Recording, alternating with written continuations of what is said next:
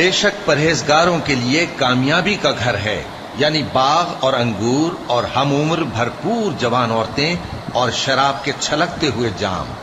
وہاں وہ نہ بیہودہ بات سنیں گے نہ جھٹلانے کی باتیں۔ اے نبی صلی اللہ علیہ وآلہ وسلم، یہ تمہارے پروردگار کی طرف سے صلہ ہوگا جو حساب کے مطابق انعام ہوگا۔ وہ پروردگار کہ جو کچھ آسمانوں اور زمین میں اور جو ان دونوں کے درمیان ہے سب کا مالک ہے، بڑا مہربان ہے، کسی کو اس سے بات کرنے کا یارہ نہ ہوگا۔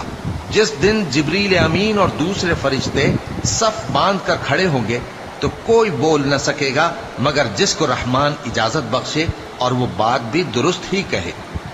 یہ دن برحق ہے، بس جو شخص چاہے اپنے پروردگار کے پاس ٹھکانہ بنا لے۔